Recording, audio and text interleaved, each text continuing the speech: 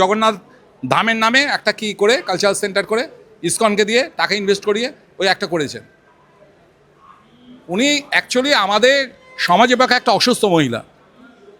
ওনাকে এবার এখান থেকে সরে যাওয়া উচিত, রেস্ট নেওয়া উচিত। ওনার 15 বছর রয়েছেন, এবার রেস্টটা নেওয়া উচিত।